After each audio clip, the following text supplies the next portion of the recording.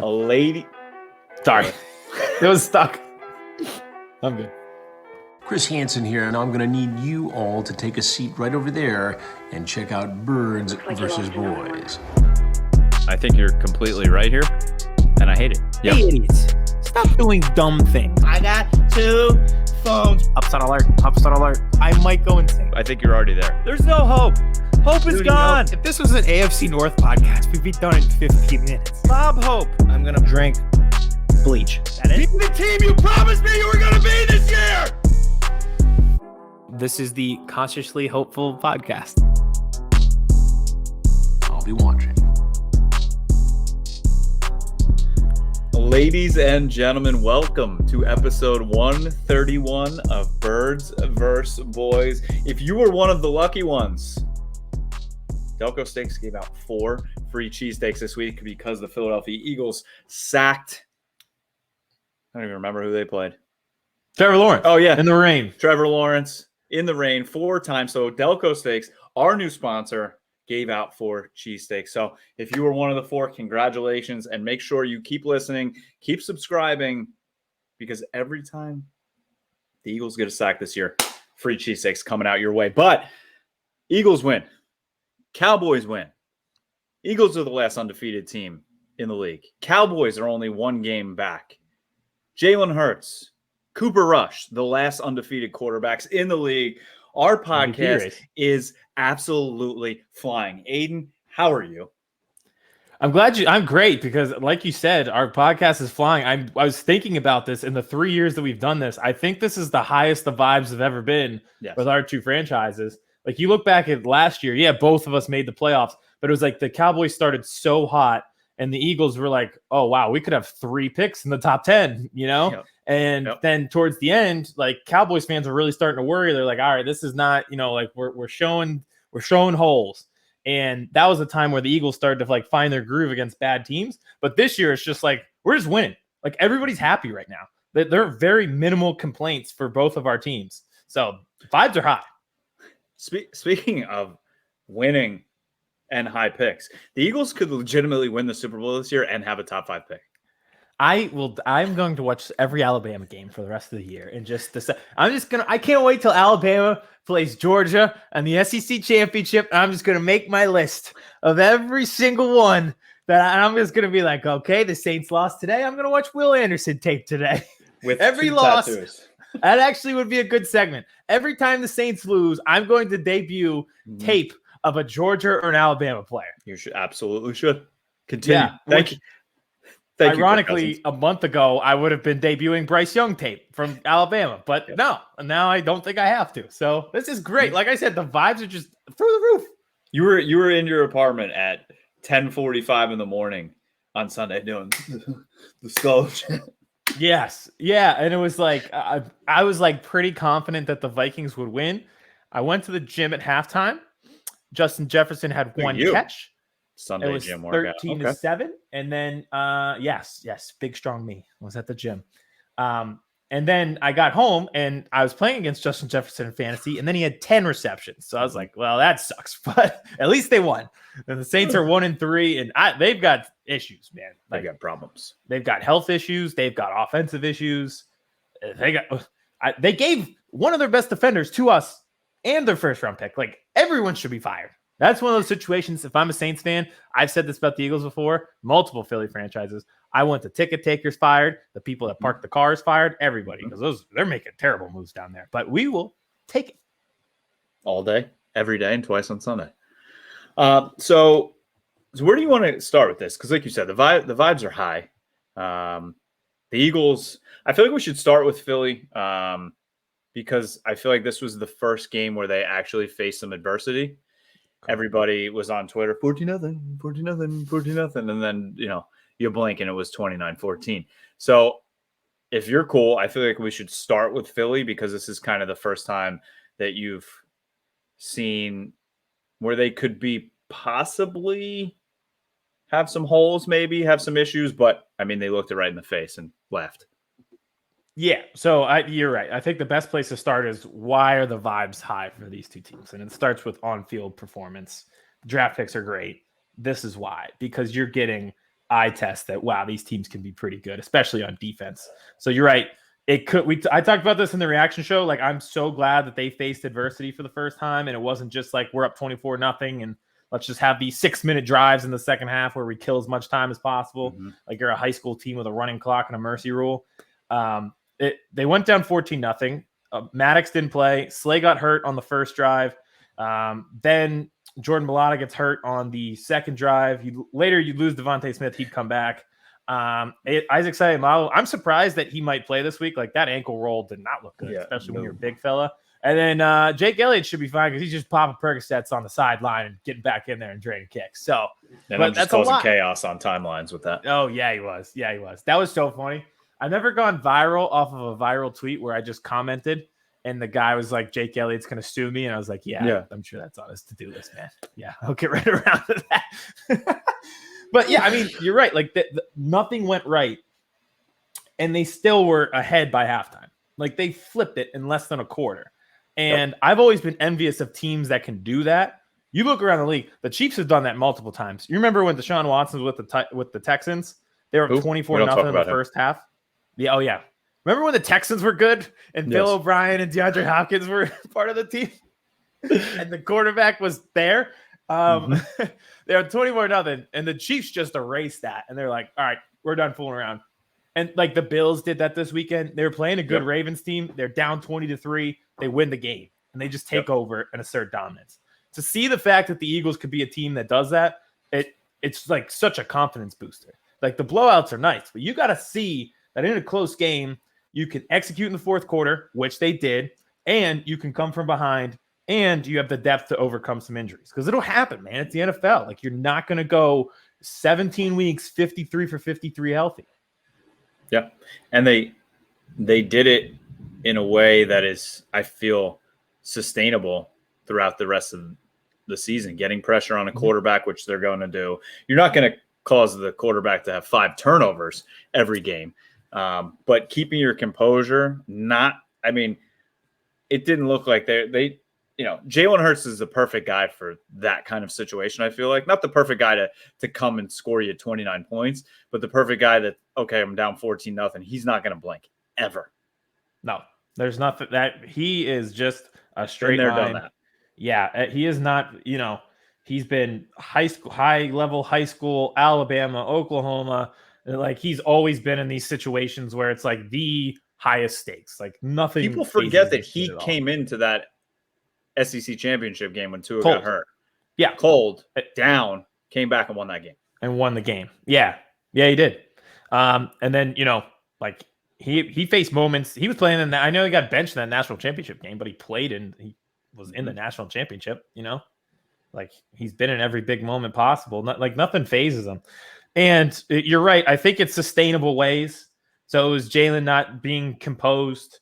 It was the defense forcing sacks. You're right. They're not going to force 4 fumbles a week. Another part of the adversity was the fact that they're playing in a freaking hurricane and it just downpoured. It wasn't a light rain. Like it was an absolute downpour. So you saw like one of their ways of winning in the previous weeks was taking deep shots.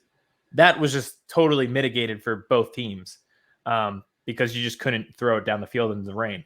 So they were able to win by running the ball. Miles Sanders, like that was awesome. Like we've said this on the show multiple times. Like if I could bet on one person in the league to fumble in a hurricane, it is Miles Sanders. And he instead had a career high 27 carries, no fumbles, a touchdown, 2 touchdowns actually, and 100-something yards rushing. Like that was the opposite of what I expected from him.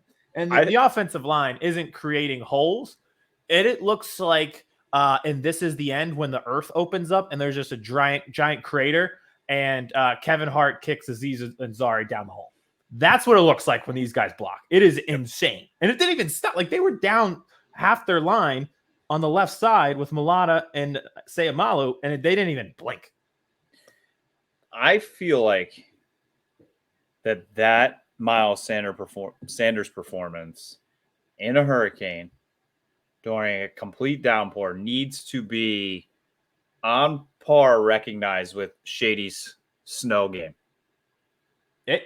You could make that case. Like it could be up there.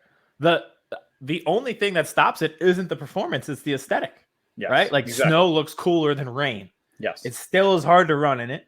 It's still easy to fumble in it. He did great, man. And it's just like, your job's easy. Just follow these behemoths in front of you because they are killing people. Like, they are fucking Waffle House at 3 a.m. level pancaking people. Wow. Shady ran for 217 yards in that game. Yeah, you really couldn't throw it in that one. At least you could throw a little bit in this game. Hey, Foles threw for 179 in that game. There you go. I think 11 one of of 22. if I remember, he had like one deep throw to I forget. I think it was Riley Cooper. Hilariously, and Riley Cooper had 3 catches for 74 yards in that game. That was it. Yeah, I think one of those was like a long of like 40 or 50. But yeah, but you're right. I think it should be up there, especially considering the circumstances. Like, this team is good, like that team was a playoff team. They played but I think this team is definitely better. So it's just like a confidence boost to know, like, all right, you have him to rely on. And then like Trey Sermon got in and he was averaging like 9 yards a carry. Yeah. It was insane. It's just like it's almost like the 49ers where they'll just plug anybody in. They go through the same tradition. Their running back one gets hurt week 1, and then whatever guy they picked up in the 6th round ends up coming in and having a 1,000-yard year. They do the same thing every year. But like the fact that the Eagles could do that you're looking for holes and you're not really finding them right now. I love on Twitter too. I've seen it a couple of times. I don't know if you have. It's guys or gals who don't watch the game. They don't watch the all 22. They just look. They go on the ESPN app, click on box score, scroll down, and see Jalen Hurts didn't throw for a touchdown. They're like, see, told you. They don't realize it was a fucking hurricane. Yeah, they don't know the situations of the game. Sometimes I like if my quarterback can win a game without throwing a touchdown. He also rushed for one, and we had one called back on an offensive pass interference, which usually is our downfall, but this one I did not agree with. It was like Dallas Goedert was just out there, and he didn't block. Like, he just put his hands up for on the guy, but he never blocked, and they call it offensive pass interference. Yeah, it was terrible. It was awful. But yeah, I mean, that would have been that would have been it. So yeah, I'm very pleased again, facing adversity, overcoming the elements. We'll get into week 5 here in a second, but I cannot wait to play. I don't care if it's a road game. I can't wait to play in Arizona with the retractable roof and perfect conditions after that. Like, that was just, it was just ugly. So win. Jaguars, we talked about, they're better. Mm-hmm. They're better. But this is a really complete team. I think you could really see the joy on Pederson's face too, especially after the game, seeing all the guys. I think it was an extremely genuine moment with him and Jalen Hurts, with Kelsey, all those guys. It was I hate every human on that team, but actually I like a lot of those guys. I hate the jersey, but you could see what it meant to him coming back. The amount of respect that guy has just speaks to what a genuinely good person he is. Like, you can just tell. And I've heard it because I've known that multiple people have golfed with him and stuff like that. And he's just like a typical like dad guy, like he's just somebody you'd like to have 3 beers with on the golf course or ice cream or ice cream. Yeah. And he's just like friendly like that. But you could just tell, like, after that game, the respect, it wasn't like, oh, hey, good luck the rest of the year. I was like, thank you. I love you. Mm-hmm. Like, that was just genuine. It was really cool. Yeah. The Dougie P from Jalen Hurts. Yeah. All right. And I love the like Goddard in the background. I was like, you guys got a good team, man. Like, he almost like surprised. He's like, oh wow, you guys are actually pretty good. Yeah. It was funny. Yeah. But great moment. I mean, me coming from the other side, obviously I had Red Zone on, and then I had the Cowboys game on. I caught a lot of moments of the game because then my wife came home and she's like, take Red Zone on, the Eagles game on. So I had to take Red Zone off, and then so I did catch a lot of it, but I don't know. Call me. I felt like it was like I've seen this movie before 1,000 times when the Jags were up 14-0, and I said the Eagles are not losing this game. I've literally seen it before. The week 1, they were up 17-0 on us, and it ended 34-17. Yep. So that was week 1. I was like worried because of the injuries, or I was like, all right, Vince texted this to us too. He's like, oh, nobody told us it was going to be that game. Yeah. And I would say I got a little worried that my prediction that this is a scheduled win I was going to look really dumb. I thought that was coming, but you're right. Like, they just put their foot on the gas, and it was just even though it felt like a close game, it really wasn't. Yeah. No. All right. Do you want to look ahead for the Eagles, or do you want to recap a little Cowboys and we'll look together to get ahead together? We can look ahead together. We're in this together, lockstep. We are. So same sort of thing with this game. You might have think it was closer than it was. I think Washington actually had the time of possession in the game over Dallas, but in the beginning of the game, Dallas was completely dominating, but they hit 2 field goals. And then I was like, here we go. Washington. It just felt like that next drive, I'm like, Washington's going to score a touchdown here. And they did, and they went up 7-6. But then, it kind of was over after that. They unleashed a little bit defensively. Carson, he threw a beautiful deep ball to Trevon Diggs. And then at the end, the rookie Bland had the interception to end it. But, I mean, Washington, I get it. It's a shame because they do have a lot of good skill players, man. Gibson's a good running back. McKissick can catch it out of the backfield. Jahan Dotson's going to be a real player in this league. Terry McLaurin's supposed to be good. And Curtis Samuel, I feel like, is a very good receiver. He got screwed last year, lost the entire season. But they have the skilled players. They don't have a line. It's awful. Whatsoever. It's so bad, right? Like, you witnessed it first. When I saw it, I couldn't believe it. I watched it live and then replay. I was like, this is dreadful. Like, your defensive line is just 8, Yep. And I know the one thing, so I saw this online. They didn't have that game on Red Zone a lot because, like you said, like, I think the 2 touchdowns you guys scored, like, it was CD and it was a deep throw, so they weren't in the red zone when it happened. Yep. There's a lot of field goals, and Washington wasn't doing much on offense. But there's only 2 sacks, right? That's it. They had a lot of pressures. Yeah. A lot of getting off the field on 3rd downs and getting off the field on a couple 4th downs. But yeah, they only had 2 sacks. Micah didn't have a sack second game in a row. Bust. Yeah, he's done. He stinks. But the defense was out there balling. It was, kind of different guys getting involved. Neville Gallimore getting a sack. Dante Fowler getting a sack.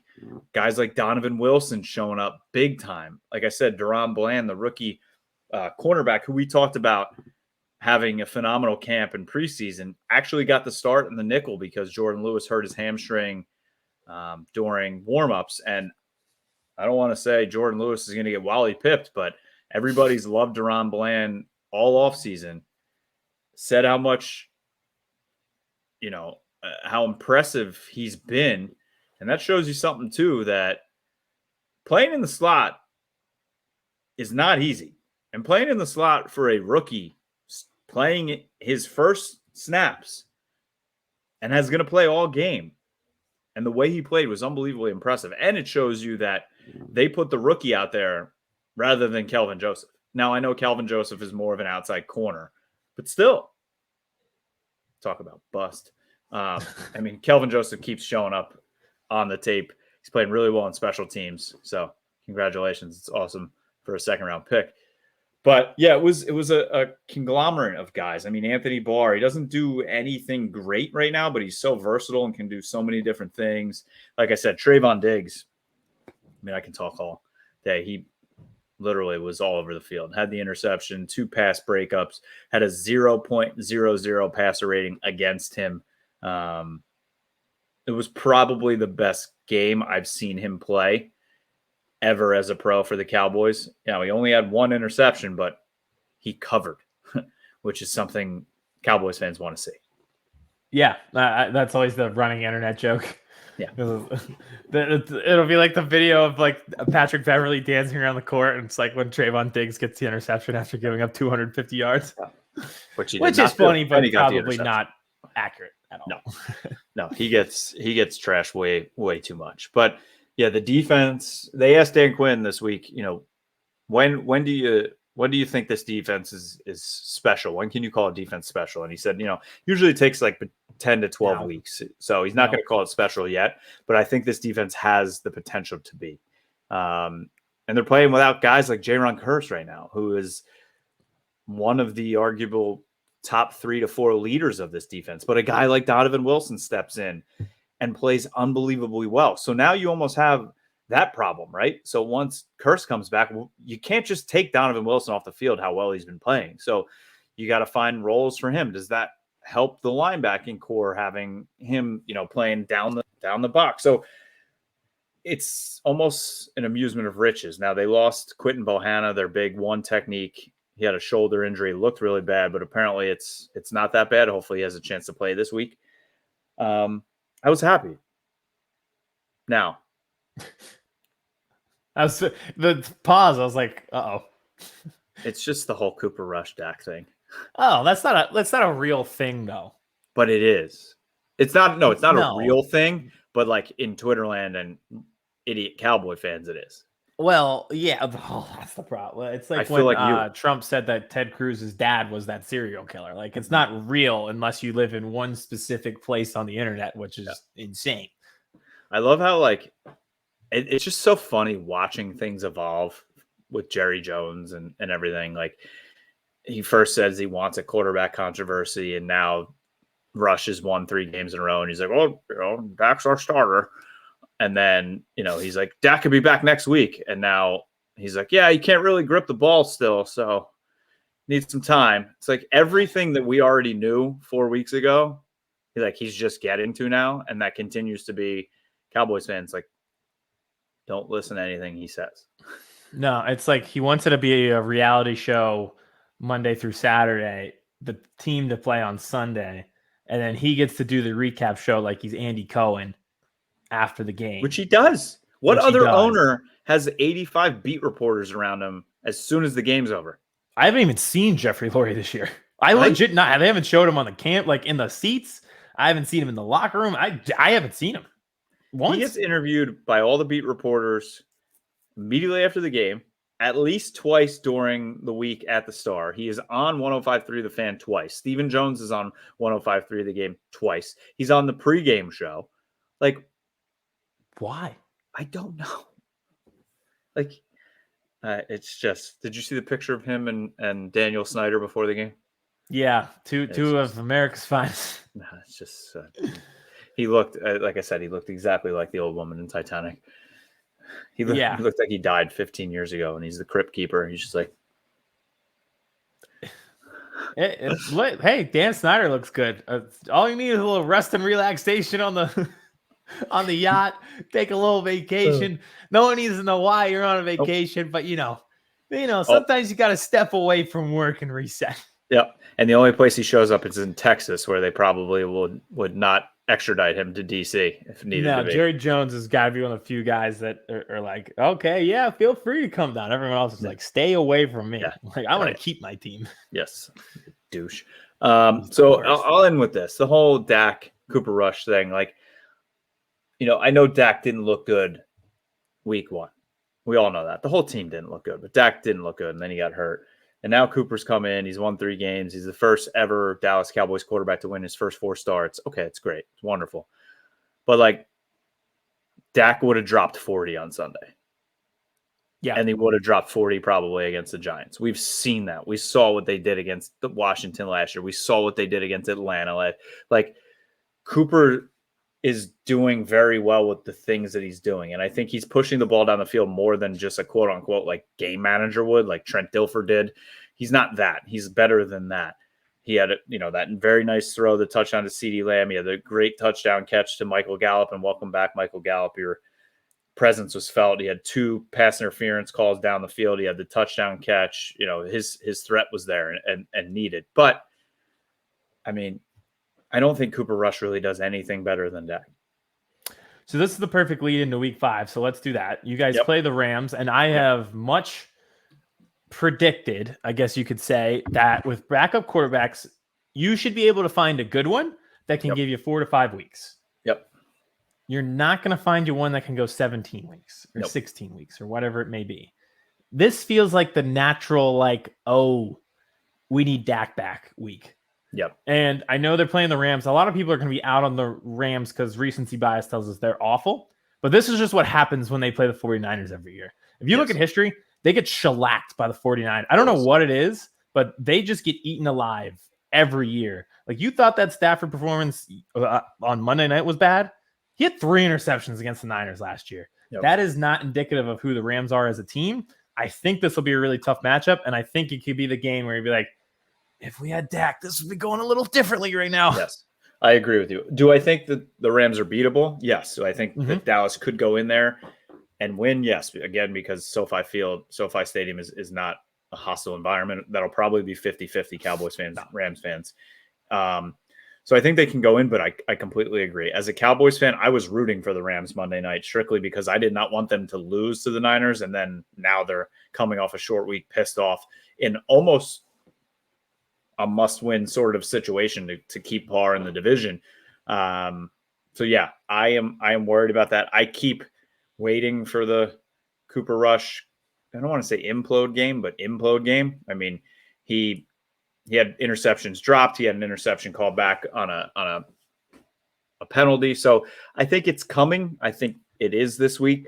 I am fearful though of this happening this week, and then they rush Dak back to go into the Lions' den against Philly. Because I would rather lose to Philly with Cooper Rush, because if it's Dak's first game back and then they lose, we're not going to hear the end of this. It's going to be on First Take, Get Up, on everything, all day, every day. Should they go back to Rush? Is this you know what I mean? Especially in my world. I will eat that up so much. I just want to taste that disaster. Even though Dak does own the NFC East, he really does. And the Cowboys, that was I believe it was their 8th straight win or 12th straight win against the NFC East. It's, they've owned it, but this Eagles team is a different animal this year. So yeah, we'll see what happens. Do I think they can win? Yes. Do I really think they're going to win? I really don't know. I can't make up my mind yet. We're recording early this week. It's only Tuesday, so I'm not going to give do I think they're going to win? Do they not? Because I need another day or two here. So I'll put it out on Twitter. Maybe I'll record a cell phone video, put it out on TikTok. But all these fans are like, oh, the offensive line for the Rams looks terrible. Our defensive line, I think they're going to eat them alive. That, this seems like, again, the playoff game where, 3 years ago, where they got the Rams like, this is the perfect, we're gonna beat them, and then they got shellacked. And the same kind of thing as last year where they're like, yes, we got the 49ers, and they got shellacked. So I don't know. I don't love it. I agree. Like, it's not that we talked about the vibes being high. I don't know. Just this week exclusively. Yes. And it doesn't even feel like it would be a game where like Cooper Rush is 7 for 22 with 2 interceptions in the second half. It just feels like it might be like a 24-20 or like a 20-16 game. And you're like if 2 different throws were made during this game, we win. And that's where you're like, well, if we had Dak, like that's the 4 points difference that happened, Yep. So I really feel like it would be this week, but I agree. I think if they lose, then they're going to try to rush Dak back. And honestly, like the way that they talk, like they're so confusing and they give so many sound bites and so many quotes that sometimes it's hard to tell what's actually going on in Dallas. But I think like today when Jerry Jones says, Dak still can't really like grip the ball enough to play. Well, all right, let me go to my doctorate degree, which was 9th grade biology. If you can't grip the ball this week, you're probably not going to be 100% accurate in your throws next week. I want him back. Like, I feel like that's a very basic step just to be able to grip the football, right? Like that's not an easy, like Thursday, we're not going to be like, oh, he can grip it. He's fine. I don't think that's going to happen. I want him being able to practice and throw the ball for 2 weeks before he starts. Yeah, like you hope like he's back at practice throwing lightly next week. Yeah, like this was a 6 to 8 week. We did this show immediately after week 1. We were like, this is a 6 to 8 week injury. Yeah, just let it. Yeah, this. Yeah. Like I realistically think Cooper Rush will still be starting in Philly against Philly. For better or worse, though, like he might give you a better chance. And maybe at that game in Philadelphia, we might be giving out some cheesesteaks. I don't know. Yes, we might. Thank courtesy of Delco Steaks. I think Hassan Reddick should get a steak since he caused all that. Yes, he did. Yeah. So, yeah, we'll see. Cooper Rush is definitely still starting. We'll see what happens. I don't know. I just picture Jalen Ramsey just coming up with one and taking it to the house, but we'll see. All right, let's go to Philadelphia. Big game. Another former Eagle coming to the slaying for the Eagles this week in Zach Ertz. Going to Arizona. I know there's going to be a huge contingent of Eagle fans out there. So how are you feeling? Speaking of fans, did you see E-Rock's tweet? He's on a trip with like 400 of them to go to this game, which is wild. Yes. You know, Arizona low key has a good crowd. They do. So it won't be as bad as Washington, but there's going to be people there. So I can keep it pretty simple with my breakdown. First of all, again, I'm very glad that we will not be facing a hurricane and a downpour. That'll be great. We always just look faster in these stadiums. And Jalen Hurts' first start was against the Cardinals. It was an offensive show between him and Kyler. Like, that was really fun to watch. I could see something similar going on this week. But my main point with this game, and I think we've talked about it, it's been harped on a lot. It's been made into a Call of Duty joke. But the Cardinals are awful at small details. Yes. They could go to work and their job could be putting together wills for people and have it down perfectly, but they can't tie their shoes when they wake up in the morning. And that's what prohibits them. Like, they never make it to work to do their job and do something complex and do something hard because they can't do the easiest thing in the world to do. Like, they have the dumbest miscues every week. Like, even their wins this week, they've put themselves in holes because they're always doing something dumb. And one of their wins is they just faced an even dumber team than them, maybe the only one, in the Raiders. So to me, I've been so thrilled with how the Eagles have been doing smart things and they pay attention to detail and execute well. Like the coin toss, we always defer. Then we get a stop at the end of the half. Then we get the score. And then we get the ball again. Like Bill Belichick. Yeah, the Cardinals are the team where they don't realize they're supposed to defer, and the Eagles end up with a kickoff twice in the first half, in the first half and the second half. Like, they just don't do little things well, and they should be a lot better. Now, part of that is DeAndre Hopkins isn't there, so they'll get better. But I'll tell you what, their defense has some holes. I think they're sixth in giving up yards so far this year. All right, you're facing the team with the biggest differential in yardage between on offense and how much the defense gives up. The Eagles are plus 633. That seems like a bad matchup if your defense is struggling. I would say so. And your starting defensive end is getting his heart zapped back to life. That was wild. I didn't think he was playing when I saw that tweet. Yeah. But it's very JJ Watt. Well, I'll play it. I'll be fine. I'll be fine. So I think they have some serious issues. I think it just starts with the coach. Like, he's never wasn't he the coach at Texas Tech? They were like 5-7, and he got this job. He had Patrick Mahomes on his team, and they went like 6-6, and they're like, well, his offense does well. We'll bring him to be the head coach, and they just never. They played one playoff game and they got smoked. Yep. Like, it's just like, this is who they are. This is they just who beat the Cowboys. Been. Yeah, it's just I was gonna say, unless Kyler plays in Texas, this team is who they are. Yep. Like this to me, like, I'd be disappointed if this wasn't a win. And I could see like people being like, well, you can't win every game. You know, they went undefeated in September, 4-0. No, you should win this game. Yes. So win the damn game. Win the damn game. I think the goal, which is probably the goal every week, but it's to put all of the pressure on Kyler. To force them into third and long situations. And I know that sounds like you could say that every week, and that could be a thing. But you look at it, they've got James Conner there, and he's good, but he's not that like change of pace back.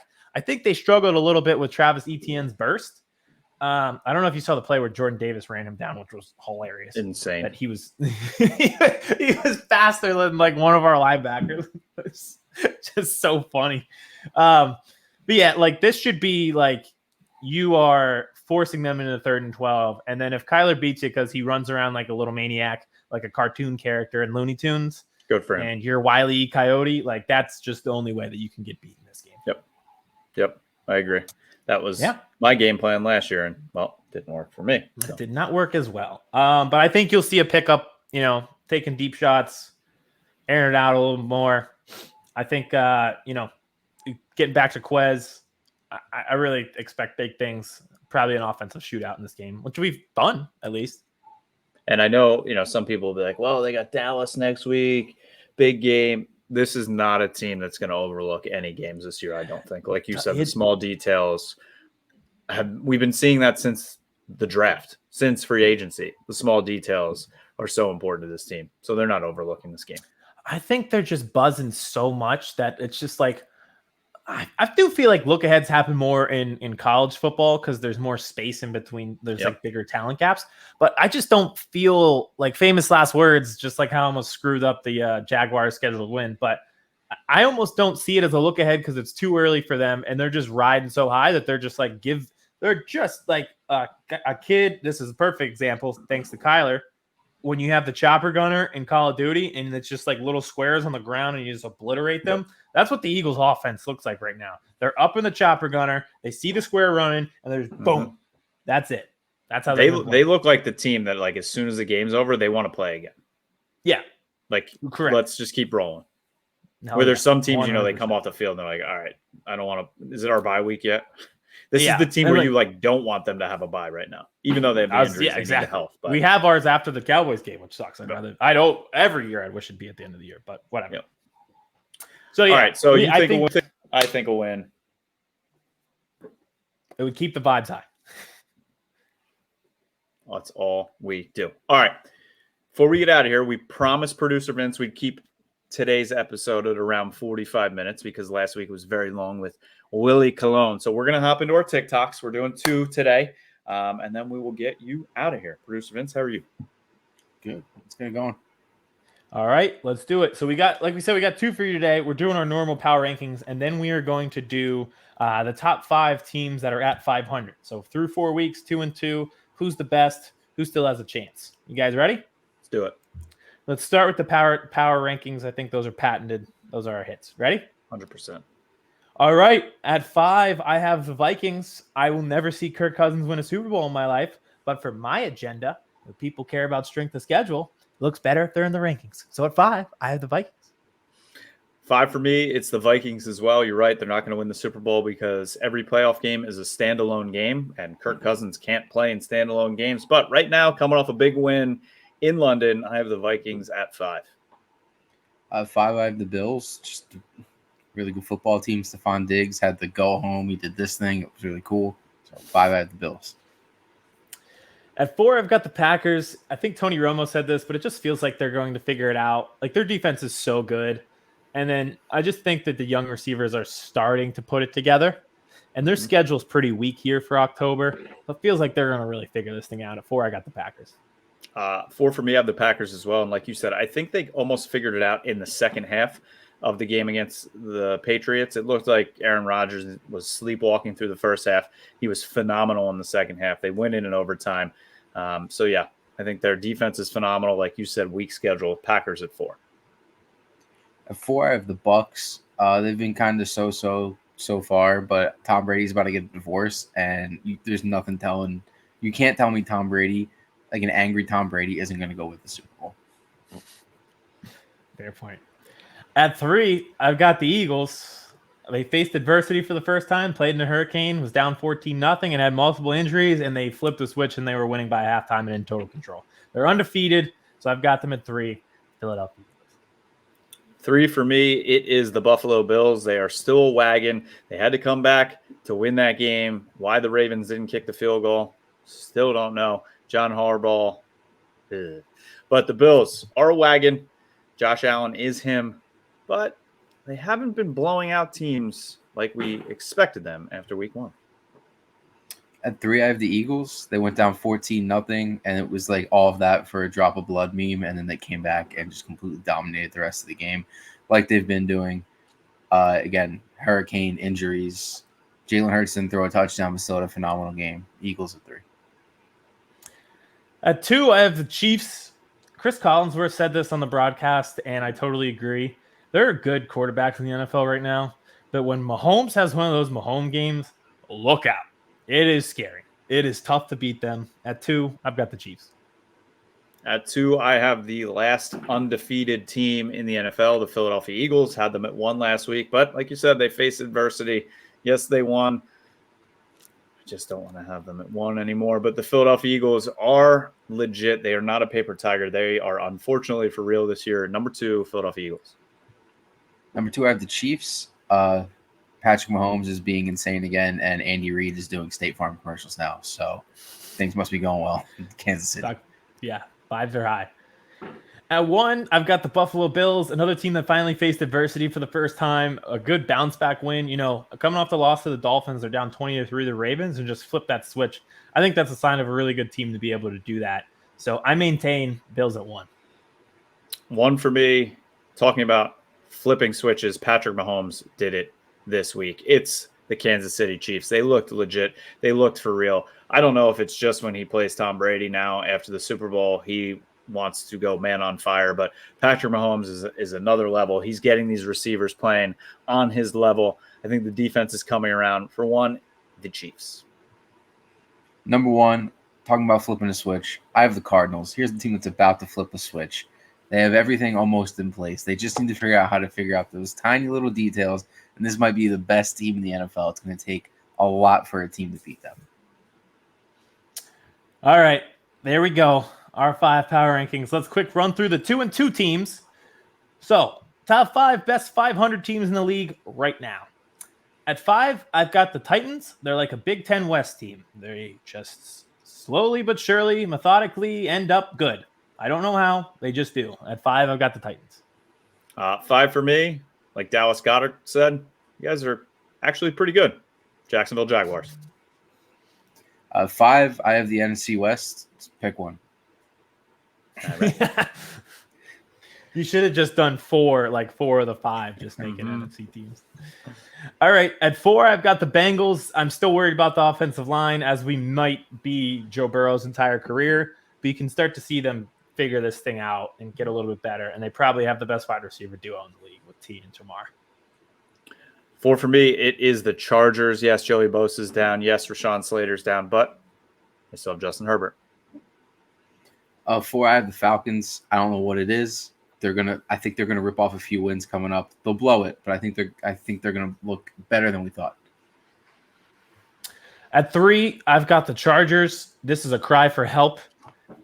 I need help. Someone get me off the Chargers.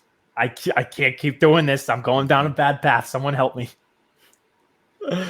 3 for me, it is the San Francisco 49ers. Deebo Samuel is just different. This team somehow just finds way to win when Jimmy Garoppolo is playing.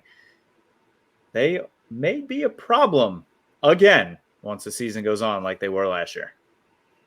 3, I have the Jaguars. Again, pretty good team you got there.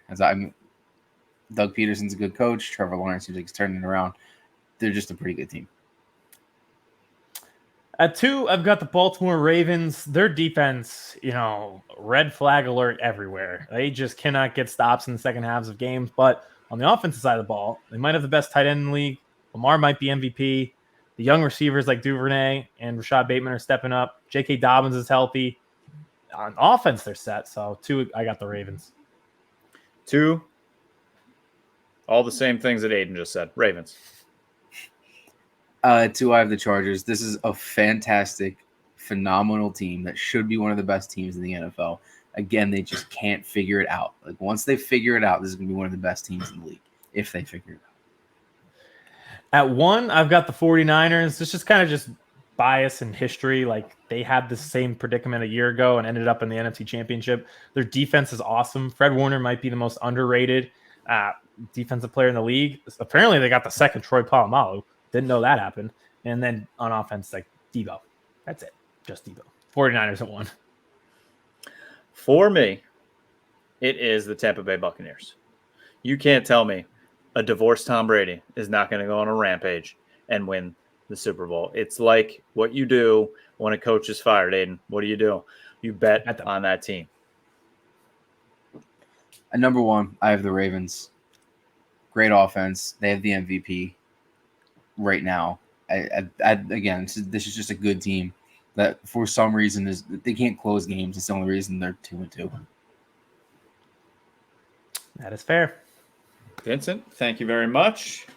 Ladies and gentlemen, that was episode 131 of Birds vs. Boys as we looked back at week 4 and we look forward to week 5 in the NFL season. I can't believe I'm saying that it is already going to be the 5th week of the season. That blows my mind. But that means we're 1 week closer to the showdown, the Birds and the Boys for the first time the following week. But don't look ahead of the Cardinals and the Rams. Aidan, it was fun. Next week, we will be back on the guest bandwagon. Make sure you head over, follow Delco Steaks on Twitter for your chance to win free cheesesteaks. Look out for us in the parking lot at the link for that Cowboys-Eagles game. More details to come next week on our tailgate extravaganza. But follow us on Twitter, Birds vs. Boys Pod. We've been going viral everywhere. Follow us on TikTok, Birds vs. Boys Pod.